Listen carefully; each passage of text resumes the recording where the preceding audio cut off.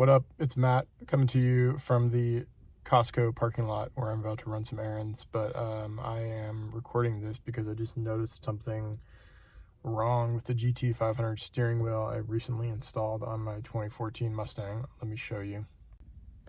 So on the left side, the steering wheel controls, it has set up, set down, like the controls for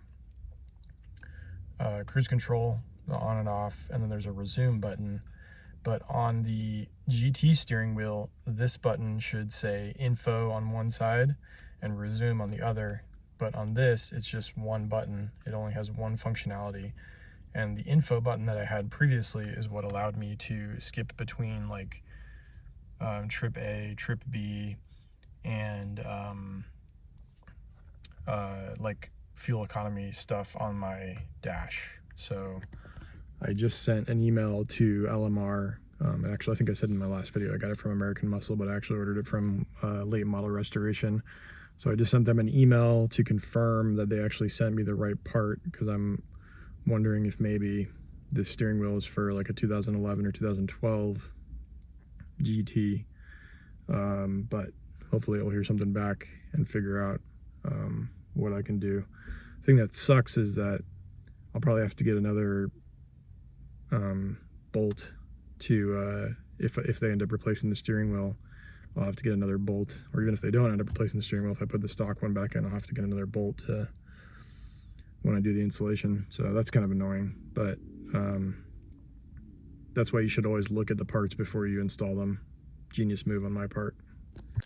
So another example of me being dumb and not reading a thing that you're supposed to read is that in the description of the steering wheel on the LMR website, it actually says if you have a 13 to 14 GT500, you'll have to switch out like one of the button controls.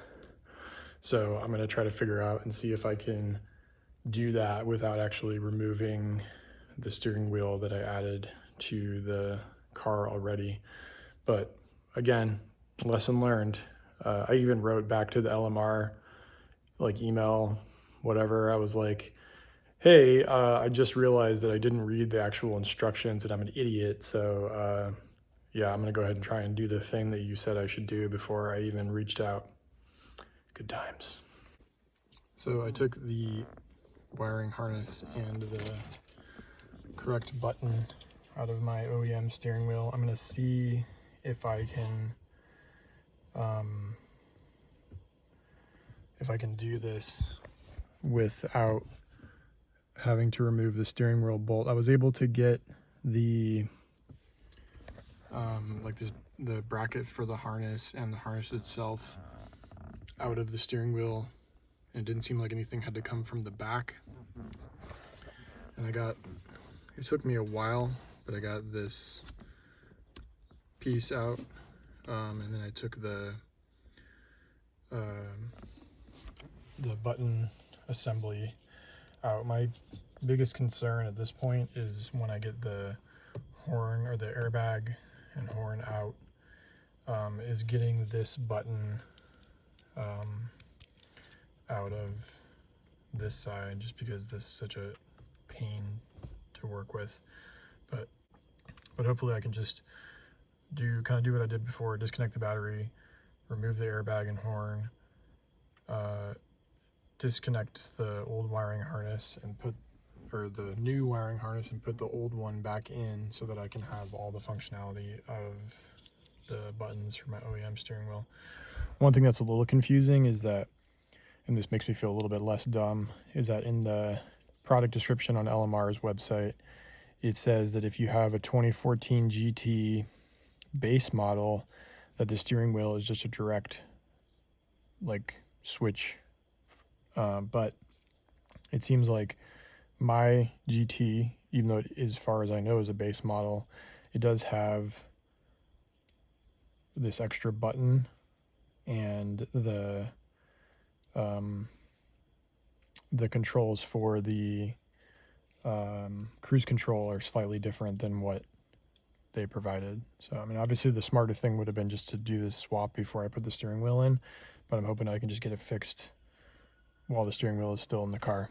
Baby's crying. Okay, so I'm back in the car, got the battery disconnected, got the airbag out, and I just disconnected the harness for the button panel that I need to pull out. And then I need to try to get this out and then try to get the wiring harness, and I mean, I guess the bracket doesn't matter. The wiring harness from the old steering wheel and put that in. See how this goes.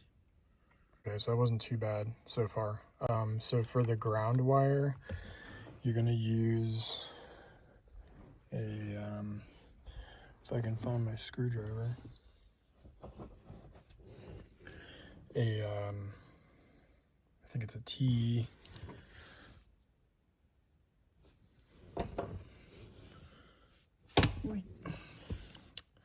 T20, and then for the bigger screws that will put the bracket in, I think it's a T30.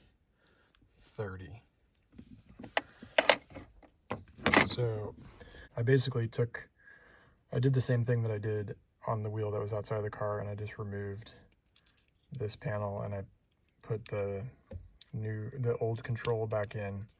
So you can see this is the correct buttons, and then presumably when I plug this all back together, which is not too complicated,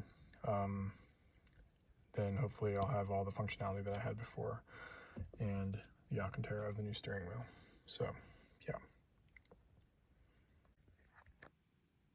this piece went in pretty easy. Now I'm just going to plug this in. Hear a little click, and then I got to get the bracket back on and add this part of the ground wire, get the 3 bolts put in, and then get the airbag back in.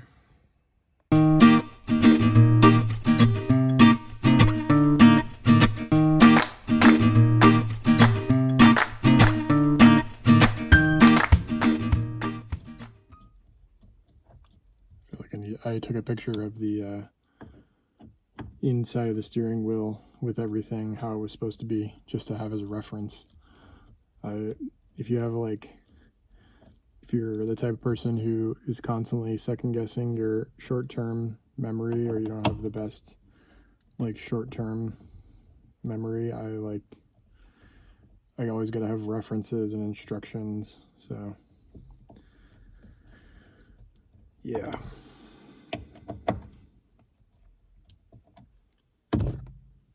So I just screwed in the 3 bolts, 1, 2, 3, and on the other side of each bolt there's a little spring like this.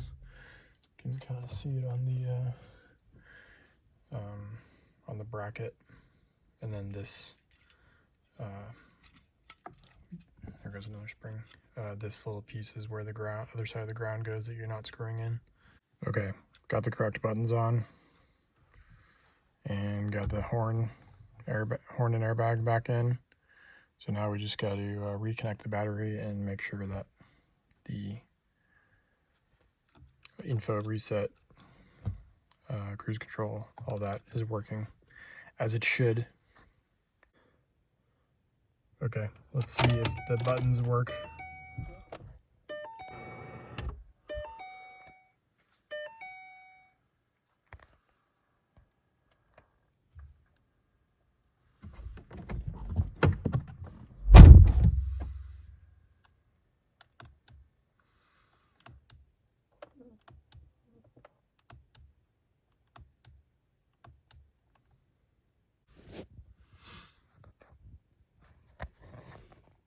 We achieved victory.